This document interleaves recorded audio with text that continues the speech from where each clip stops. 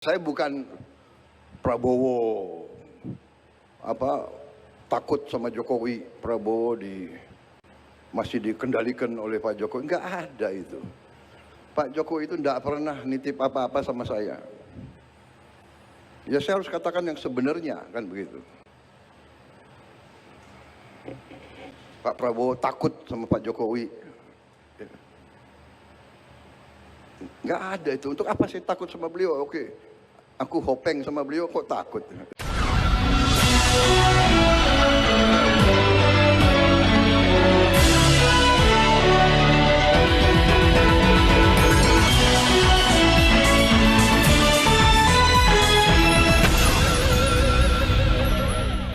Halo, apa kabar? Assalamualaikum warahmatullahi wabarakatuh. Saya Rusbun Arif, senang sekali bisa kembali menjumpai Anda semua.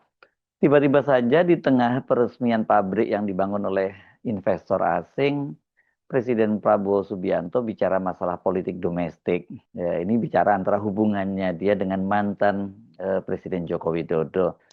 Ya, ini sebenarnya nggak pas ya dalam forum semacam ini karena Presiden Prabowo itu tidak hanya bicara di depan para pejabat dan pengusaha dari dalam negeri, tapi juga di depan para pengusaha asing, dalam hal ini Korea Selatan. Bahkan sebenarnya tuan rumahnya itu bisa disebut juga adalah para pengusaha dari Korea Selatan. Presiden itu kemudian menyatakan bahwa dia itu tidak takut dan tidak dikendalikan oleh Joko Widodo. Pernyataan ini kan tentu saja membuat orang yang mendengarkannya mengernyitkan kening. Saya bukan takut sama Pak Jokowi. Untuk apa saya takut? Aku hopeng sama beliau, kok takut, kata Prabowo itu dalam pidatonya di peresmian pabrik Lotte Chemical Indonesia di Cilegon, Banten hari ini 6 November 2025. Pernyataannya terlihat sekilas itu spontan, tapi ini tidak biasa karena sekali lagi kok muncul di forum industri. Ini kan bukan panggung politik. Publik langsung bertanya-tanya, mengapa di acara ekonomi, bahkan ini lebih spesifik ini investasi asing, Prabowo justru berbicara soal Jokowi dan soal ketakutan. Mengapa dia perlu menegaskan bahwa dia tidak takut pada mantan presiden yang sudah tidak menjabat itu? Apakah ini hanya bentuk spontanitas khas Prabowo, atau ini memang pernyataan yang memang sangat terencana dan harus segera dia ucapkan, kendati forumnya sesungguhnya tidak tepat? Saya minta Pak Jokowi diundang, ya. Karena saya lihat kok ada mulai budaya yang tidak baik, ya. Pemimpin dikuyu-kuyu, dicari-cari. Pada saat berkuasa disanjung-sanjung. Ini budaya apa? Ini harus kita rubah, ya kan? Ini harus kita rubah. Saya bukan Prabowo takut sama Jokowi, Prabowo masih dikendalikan oleh Pak Jokowi. Enggak ada itu. Pak Jokowi itu enggak pernah nitip apa-apa sama saya. Ya saya harus katakan yang sebenarnya, kan begitu. Pak Prabowo takut sama Pak Jokowi. Enggak ada itu. Untuk apa saya takut sama beliau? Oke. Aku hopeng sama beliau, kok takut? Iya kan? Sudahlah, saudara-saudara. Beliau memimpin 10 tahun, diakui dunia bagaimanapun. Inflasi di bawah beliau cukup bagus. Pertumbuhan bagus, iya kan? Come on, harus kita yang bener lah, yang jujur lah, ya kan? Ngono yang ngono gitu, ya kan? Ya, Pak Androsoni, benar nggak? Gimana itu bahasa Banten? Ngono yang ngono gitu. Ya nojo ngono, kan gitu. Banten ada bahasa sama ya, Banten sama Banyumas ada persamaan ya? Hah? Ya, jadi saudara-saudara, ini prestasi hari ini, terima kasih. Saya bangga. Intinya itu yang ingin saya sampaikan. Kita harus dukung investasi asing. Mari kita memberi manfaat bersama, ya. Kehormatan kita adalah mitra siapapun, apalagi mitra dari luar, datang ke kita, investasi uang mereka yang mereka cari dengan susah payah puluhan tahun, mereka percaya sama kita. Di sini mereka beri manfaat kepada kita, kita harus amankan, kita harus jaga mereka supaya mereka di sini nyaman, mereka di sini kita terima dengan hati dan tangan terbuka. Sebelumnya dalam pidato yang sama itu Prabowo juga membicarakan soal Jokowi. Jadi meskipun tidak dalam satu narasi panjang, tapi dalam beberapa bagian dia mengkait-kaitkan ini dengan Jokowi. Terutama ini yang pertama sih masih agak relevan karena berkaitan dengan dia menyebut bahwa yang ini dia harusnya dia kata dia ini dihadiri oleh Pak Jokowi karena dia sudah mengundang. Dan kenapa Pak Jokowi yang harus diundang karena ini diinisiasi ya proyek ini pada eranya Jokowi. Seharusnya atau saya kemarin juga mengundang atau saya minta diundang Presiden Joko Widodo, Presiden ke-7 ya. Karena bagaimanapun ini salah satu prestasi beliau, ini dimulai di zaman beliau juga hasil kesepakatan, hasil lobby beliau dengan pimpinan Korea. Jadi sepantasnya beliau ke sini ya. Hanya beliau minta maaf, beliau telepon saya, beliau belum bisa hadir. Dan saya juga sampaikan kita maklumi ya. Tapi bagaimanapun saya ingatkan generasi penerus, saya ingatkan masyarakat Indonesia, marilah kita pandai-pandai menghormati jasa-jasa semua tokoh, jasa-jasa semua pemimpin. Pemimpin itu manusia. Apakah pemimpin maha paripurna? Ya tidak. Pemimpin pasti ada kekurangan, tapi pada esensinya marilah kita punya rasa keadilan di hati kita. Marilah kita menjadi manusia yang jernih. Marilah kita menghormati orang tua, menghormati semua yang berjasa. Tradisi kita, budaya kita, bangsa kita, kita punya budaya, yaitu saya kira di semua suku ada istilahnya. Dalam bahasa Jawa itu mikul dhuwur mendem jero. Kepada keluarga kita, hal yang baik kita angkat setinggi-tingginya. Kalau ada kekurangan, ya kita pendam, kita perbaiki. Tapi janganlah kita teruskan budaya hujat menghujat, ejek mengejek. Kita harus kerja keras. Dengan pernyataan itu, Prabowo itu kan memberikan pujian langsung kepada Jokowi dan sebenarnya dia memberikan semacam ya kredit sepenuhnya bahwa keberhasilan ini adalah keberhasilannya dari Jokowi, bukan keberhasilan dia. Ini kelihatannya Pak Prabowo ingin fair lah ya, dia tidak mengklaim proyek-proyek yang dirintis oleh pendahulunya. Sama seperti sebelumnya juga selalu seperti itu. Pak Prabowo menyatakan dia memerintahkan para stafnya untuk mengundang Pak Jokowi setiap kali ada proyek-proyek yang diresmikan oleh Prabowo, tapi itu diinisiasi sejaknya eranya Jokowi. Ini memang tidak lazim. Orang kemudian duga-duga apakah ini memang gaya Prabowo yang fair atau memang dia sekali lagi menunjukkan seperti yang dia katakan, dia kan hanya melanjutkan pemerintahannya Jokowi, hanya melanjutkan eranya Jokowi. Jadi nggak boleh dong kalau dia kemudian mengklaim seperti itu gitu. Dalam konteks tadi etika pemerintahan ya itu sah-sah saja, tapi nggak lazim karena nggak pernah terjadi di era-era presiden sebelumnya. Tapi oke lah kalau itu memang stylenya Pak Prabowo.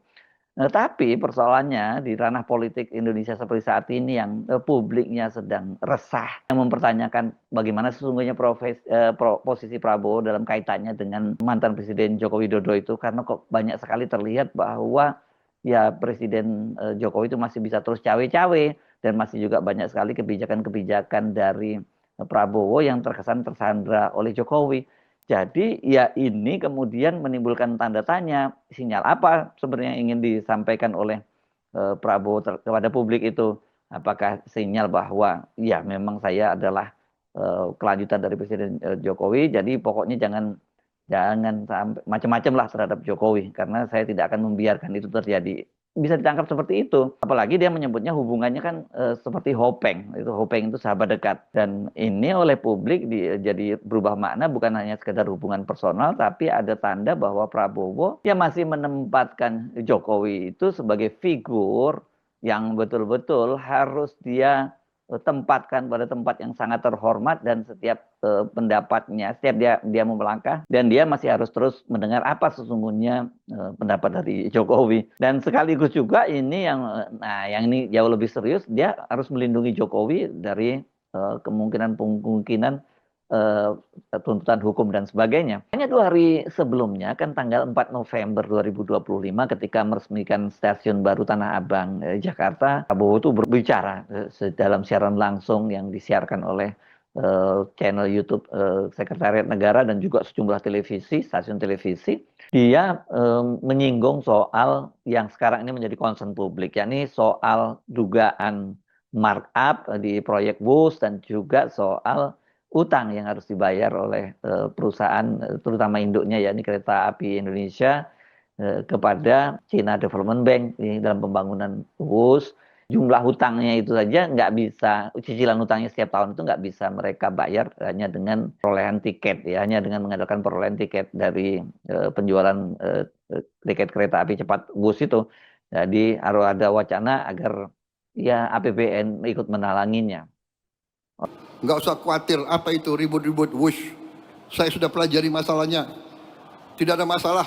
Saya tanggung jawab nanti wush itu semuanya. Indonesia bukan negara sembarangan. Kita hitung, nggak ada masalah itu. Ya. Jadi PT KAI nggak usah khawatir. Semuanya nggak usah khawatir. Rakyat. Kita layani rakyat kita. Kita berjuang untuk rakyat kita. Teknologi, semua sarana itu tanggung jawab bersama. Dan itu di ujungnya tanggung jawab Presiden Republik Indonesia. Jadi saya sekarang tanggung jawab WUSH. WUSH itu semua public transport di seluruh dunia itu jangan dihitung untung rugi enggak. Hitung manfaat enggak untuk rakyat.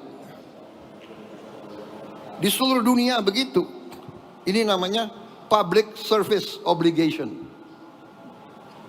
Ada yang menyarankan, tadi disampaikan oleh Menteri Perhubungan, semua kereta api kita pemerintah subsidi 60%. Rakyat bayar 20%. Ya ini kehadiran negara. Pernyataan dari Prabowo itu sontak memicu kemarahan publik. Proyek kereta cepat Jakarta-Bandung atau WUS itu dibangun di era Presiden Jokowi dengan janji tidak akan menggunakan dana APBN. Cina dipilih itu karena ya katanya skemanya lah B2B dan juga tawaran angka proyeknya lebih rendah. Tapi ternyata setelah Jepang disingkirkan, padahal Jepang ini yang tadinya membuat visibility study-nya, membuat kelayakan proyeknya itu malah disingkirkan oleh Cina dengan alasan ya karena Jepang itu minta jaminan dari pemerintah dan kemudian nilai proyeknya lebih tinggi. Tapi kan setelah diserahkan kepada Cina ternyata nilai proyeknya lebih tinggi, apalagi ditambah dengan cost of run, dan juga pemerintah itu terpaksa merogoh APBN-nya dengan menempatkan anggarannya di proyek pernyataan modal di PT KAI karena butuh tambahan modal, dan juga kemudian soal utang yang ini pemerintah juga harus memberikan jaminan. Proyek yang tadinya cuma 5,5 miliar US dollar itu kan kemudian berubah naik dua kali, kemudian berubah menjadi 7,23 miliar US dollar.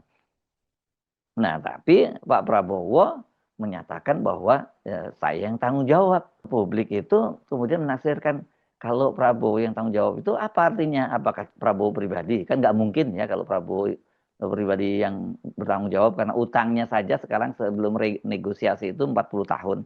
Apakah Pak Prabowo itu masih jadi presiden 40 tahun yang akan datang? Kalau toh masih jadi presiden, apakah dia masih hidup 40 tahun yang akan datang? Apalagi kalau kemudian dari renegosiasi itu kemudian utangnya diperpanjang sampai 60 tahun. Pasti maksudnya bukan Pak Prabowo, maksudnya tentu APBN. Nah, kalau APBN berarti kan yang harus menanggung itu ya rakyat. Ini yang sebelumnya itu ditentang sangat keras oleh Menteri Keuangan Purbaya Yudisadewa. Ketika Danantara menyatakan bahwa mereka mengajukan dua skema, yakni skemanya pertama dengan menambah equity, nambah modal, ya itu artinya, atau ya menyerahkan ke negara seperti proyek infrastruktur lainnya, katanya gitu. Artinya kalau diserahkan kepada negara ya berarti yang harus membayar utangnya itu adalah negara, dan kalau negara itu adalah APBN, dan APBN itu berarti uang dari rakyat. Itu kan yang ditolak mentah-mentah oleh Purbaya Yudisadewa. Apalagi sekarang ini kan PT KAI itu berada di bawah Danantara. Jadi yang harus membayarnya ya induknya, ya ini dalam hal ini Danantara, karena dalam perhitungan Purbaya itu sekarang dividen yang dihasilkan oleh Danantara itu setiap tahunnya 80-an triliun lebih. Jadi bisa dong kalau cuma membayar utang WUS ini, yang kalau versi Pak Prabowo itu hanya 1,2 triliun, tapi kalau versi banyak hitung-hitungan dan juga laporan keuangan dari perusahaan tuh utangnya yang harus dibayar tuh sampai 2 triliun per tahunnya. Dan itu tidak tertutupi dari harga tiket yang setiap tahunnya itu hanya menghasilkan sekitar 1,5 triliun saja. Belum lagi yang juga disoroti bukan hanya utangnya, tetapi soal dugaan markup. Kan dinilai bahwa ini mahal sekali investasinya di pembangunan infrastrukturnya ini, ya mahal banget kereta api cepat ini, karena per kilometernya disebutkan mencapai 52 juta US dollar. Dan ini seperti dikatakan oleh Pak Mahfud MD, kalau dibandingkan dengan pembangunan kereta cepat di Cina itu sampai hampir 3 kali lipat, karena di Cina itu biayanya hanya sekitar 17 sampai 18 juta US dollar. Jadi ada soal korupsi yang selama ini digembar-gemborkan oleh Pak Prabowo menjadi concern-nya. Ya, jadi concern Pak Prabowo termasuk tadi ya membayar utang. Bus itu Pak Prabowo juga berharap selain dari pajak itu juga dari rampasan harta rampasan para koruptor. Nah, kalau ini kemudian soal tanggung jawab itu diartikan juga bahwa Pak Prabowo selain membayar utangnya juga menutup kasusnya, kan ini jadi soal yang serius. Nanti kita bahas, karena KPK juga sudah menyatakan mereka sudah menyelidiki dugaan korupsi di markup pembangunan WUS ini sejak awal tahun ini. Artinya sejak Januari kemarin sudah menyelidikinya. Jadi kalau KPK sudah mulai menyelidikinya, ya bukan lagi sekedar rumor dong, dugaan-dugaan adanya korupsi atau markup di proyek bus itu. Karena itu dua pernyataan dari Pak Prabowo dalam rentang 3 hari ya, saya tidak takut Jokowi hari ini, dan kemudian 2 hari sebelumnya saya tanggung jawab utang bus, itu menimbulkan paradok. Di satu sisi ingin menegaskan kemandirian, karena dia tidak takut pada Jokowi, tetapi dia juga di satu sisi memperlihatkan bahwa dia punya keterikatan dengan kebijakan Jokowi, yakni dia ngambil pasang badan untuk proyek bus. Fenomena ini mengingatkan saya pada analisis pengamat politik dari UIN Jakarta, Adi Prayitno, 2 hari ya sebelum Pak Prabowo menyampaikan pidato yang menggelegar di Tanah Abang itu. Dia menyatakan bahwa keputusan politik di Indonesia seringkali lebih ditentukan oleh faktor elit daripada rasionalitas kebijakan atau popularitas. Ini menurut saya sangat relevan, karena soal WUS itu ini kan ini menjadi concern publik dan ramai sekali dibicarakan oleh publik, dan mereka akan menuntut agar KPK itu membongkar kasus ini ya, membongkar dugaan markup ini, siapa saja yang terlibat. Dan kalau telunjuk dari para netizen itu jelas diarahkan pada 2 orang, yakni Joko Widodo dan Luhut Panjaitan, karena ini adalah orang kepercayaannya Pak Jokowi yang kemudian ditunjuk menjadi penanggung jawab kepala untuk proyek WUS ini. Dan dengan pernyataan Pak Prabowo tadi, ya analisisnya itu menjadi semakin relevan bahwa relasi antar elit tetap menjadi poros utama dalam setiap keputusan besar pemerintahan. Ketika Prabowo akhirnya mengumumkan bahwa pemerintah akan menanggung beban utang itu, kekhawatiran publik kan ya seolah ini menjadi kenyataan. Negara resmi mengambil alih risiko keuangan yang sejak awal diingatkan akan sangat berat, dan kemudian pernyataan Pak Prabowo ini justru membantu kita memahami konteksnya bahwa kekuasaan baru ini, kekuasaannya Prabowo masih berada di orbit elit lama dan kebijakan ekonominya itu masih dibentuk oleh jejaring kepentingan yang sama. Persoalannya kini bukan hanya ekonomi tapi juga sudah kelembagaan. Karena seperti saya sebutkan tadi, KPK sudah mengkonfirmasi mereka melakukan penyelidikan dugaan markup di proyek WUS sejak awal tahun. Nah, tapi hingga sekarang ini awal November, itu sudah hampir hampir 1 tahun dong ya, belum ada perkembangan yang berarti dan belum ada nama-nama besar yang dipanggil, belum ada pejabat tinggi yang diperiksa. Nah, kalau ini kemudian ditafsirkan bahwa ini adalah semacam arahan dari presiden, karena sekarang ini KPK itu kan masuk rumpun eksekutif, jadi ini di bawah presiden, itu kan KPK bisa, itu semacam sinyal kepada KPK jangan dilanjutkan pemeriksaan itu karena semua sudah diambil alih tanggung jawabnya oleh presiden. Jadi ini kasus WUS ini juga menambah publik makin bertanya-tanya bagaimana sebenarnya posisi Pak Prabowo di depan Pak Jokowi itu. Karena sebelumnya kan publik juga dihebohkan dengan soal tim reformasi Polri yang dijanjikan oleh Presiden Prabowo akan segera dibentuk. Malah nama-nama yang akan masuk sudah muncul nama Mahfud MD, nama Cimdi Asidiki, Yusril Issa Mahendra, dan bahkan Pak Mahfud MD sudah menyatakan bersedia ketika diminta oleh Istana untuk masuk menjadi anggota tim reformasi Polri.